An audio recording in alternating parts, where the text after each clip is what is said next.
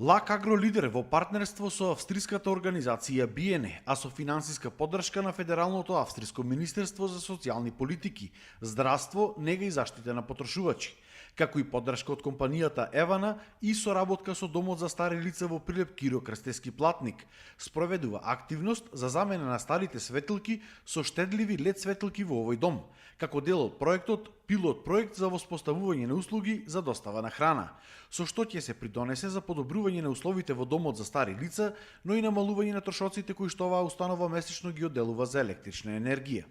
Составен дел на овој проект, освен замена на старата електрична инсталација, е проектот на професионален ангажман на млади невработени лица, односно вработување на дополнителни кадри во Домот за стари лица во Прилеп, кои што возможуваат подготовка на социјални оброци, кои што пак преку тимот на платформата домашно.мк вршат достава на оваа храна до социјално ранливите категории во Прилеп со помош на електрични велосипеди.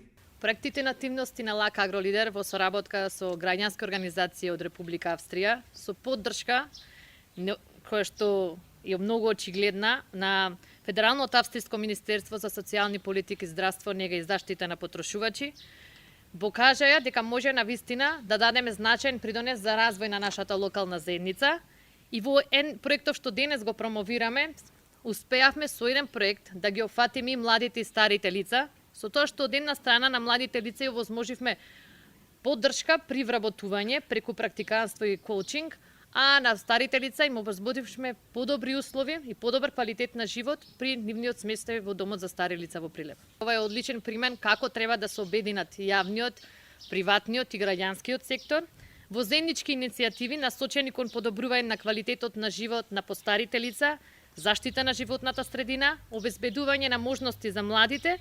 И преку овој проект навистина покажавме дека заедно можеме да направиме значајни промени за добробит на нашата заедница.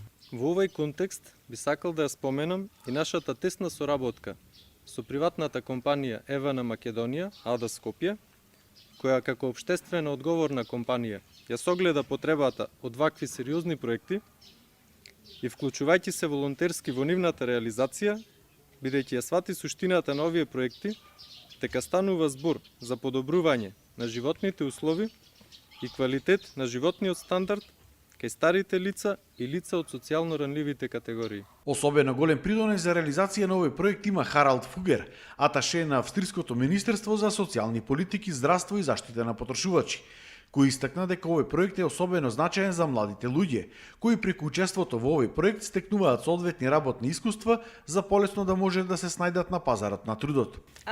Ова се навистина одлични примери од пракса помеѓу јавното и приватното партнерство, односно помеѓу јавниот и приватниот партнерства помеѓу јавниот и приватниот сектор.